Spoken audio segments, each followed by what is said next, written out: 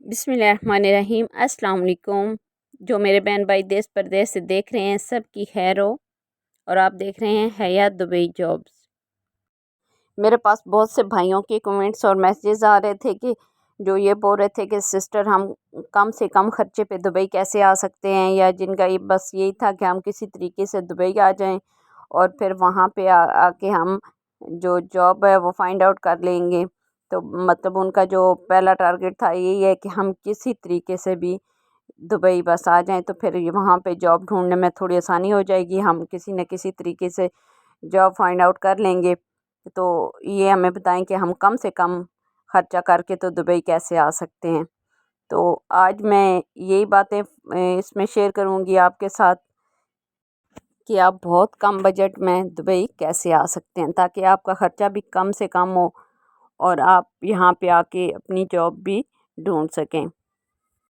सबसे पहली बात ये कि आप जब वीज़ा वगैरह लेते हैं, विज़िट वीज़ा जॉब के लिए, मतलब जॉब सर्च करनी होती है, आपने यहाँ पे आके जॉब ढूंढनी होती है और आप उसके लिए वीज़ा अप्लाई करते हैं, तो आप 1 महीने का कभी भी मत अप्लाई करें, क्योंकि 1 महीने में बहुत मुश्किल होता है जॉब को ढूंढना, यहाँ पे आना और फिर जॉब को ढूंढना। एक तो आप नए नए भी होते हैं, आपको कुछ ख़ास पता भी नहीं होता है, तो 1 महीना तो तकरीबन आपको इधर उधर सेट होने में या यही ढूंढने में लग जाता है कि कहाँ कहाँ जॉब्स हैं, या किधर किस इलाके में ज़्यादा जॉब्स हैं, या कौन सी जॉब्स अच्छी हैं, या कुछ इसी टाइम में पूरा आपका वो 1 मंथ का वीज़ा ख़त्म हो जाता है। तो आप हमेशा 2 मंथ का वीज़ा लेके आएँ अगर आपने जॉब के लिए आना है। तो वैसे घूमने फिरने के लिए आपने आना है तो 1 महीने का वीज़ा काफ़ी होता है, लेकिन अगर आपने जॉब सर्च करने के लिए आना है तो आप हमेशा 2 मंथ का वीज़ा अप्लाई करें और लेके आएँ।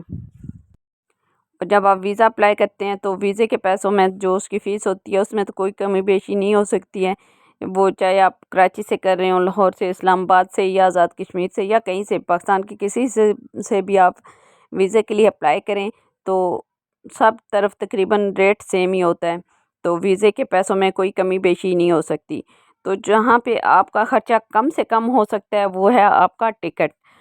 तो आज मैं आपको ऐसी टिप्स दूंगी जिससे आप बहुत कम बजट में टिकट लेके यहाँ पे आ सकते हैं, और अगर अल्लाह ना करे आपको यहाँ पे जॉब नहीं मिलती तो कम पैसों में आप वापस भी जा सकते हैं। आप मतलब वीज़ा लेते हैं, जैसे ही आपका वीज़ा निकल आता है तो आपके पास तकरीबन टाइम होता है, उसके बाद 15-20 दिन या 1 महीने का टाइम होता है, क्योंकि जब वीज़ा निकलता है तो उसके बाद 2 महीने के अंदर अंदर आपने जाना होता है।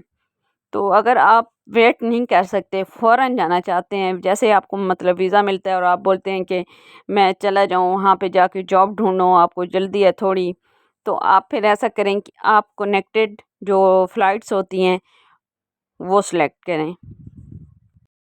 मतलब मिसाल के तौर पे अगर आप इस्लामाबाद से दुबई जाना चाहते हैं तो आप ऐसी फ़्लाइट को सिलेक्ट करें, वो टिकट बाय करें, मतलब जैसे जो कनेक्टेड होती हैं, जो जाके कराची में घंटा 2 घंटा या 3 घंटा रुकती हैं फ़्लाइट्स और फिर दुबई जाती हैं। उसमें ये है कि आपका टाइम तो थोड़ा लग जाता है ज़्यादा, लेकिन इसमें आपको तकरीबन 30 से 40-50 हज़ार की बचत आ जाती है।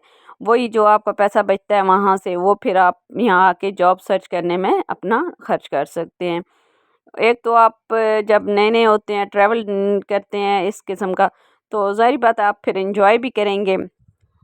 बस इसमें ये है थोड़ा सा टाइम ज़्यादा लगेगा, लेकिन आप वहाँ पे जब फ़्लाइट रुकेगी तो एंजॉय करेंगे, मज़ा करेंगे।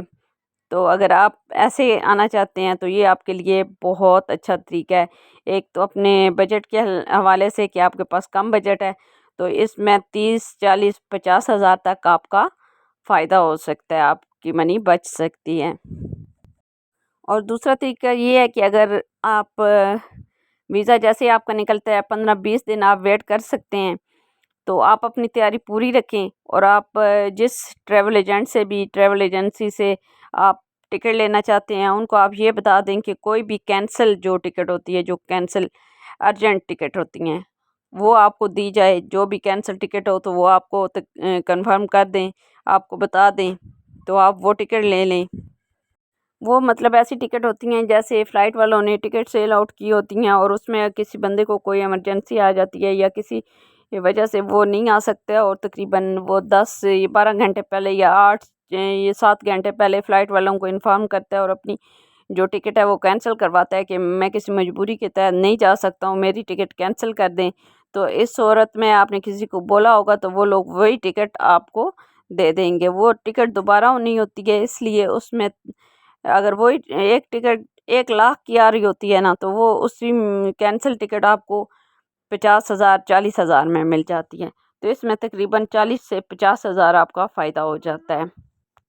लेकिन इसमें ये है कि इस तरीके को वही लोग फॉलो करें जो मतलब जिनकी तैयारी पूरी हो रहा है, वो अर्जेंट आ सकते हों, मतलब अपनी तैयारी करके ज़हन बना के बैठे हों कि जैसे उनको टिकट कंफर्म हो गई तो वो फ़ौरन जा सकते हैं, और उनकी जेब में पैसे भी हों, मतलब उसी टाइम वो टिकट के इतने पैसे दें और आ जाएं।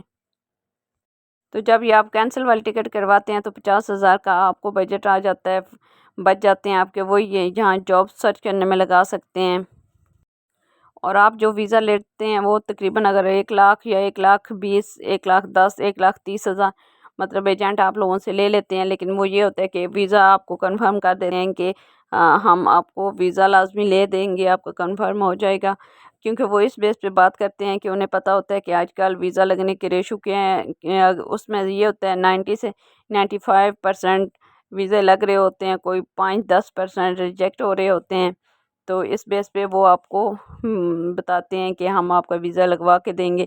अगर वो ये भी बोलते हैं कि अगर आपका वीज़ा नहीं लगता तो हम आपको हाफ़ मनी वापस देंगे। उसमें उनका ये होता है कि जो उन्होंने वीज़े के पैसे दिए होते हैं, ज़ाहिर बात है वो 50-60 हज़ार ही खर्चा आता है, तो जो उन्होंने आगे दिए होते हैं बस वही वो आपको वापस देते हैं, पल्ले से उनका कुछ नहीं जाता है, उनका प्रॉफ़िट उनके पास ही रहता है।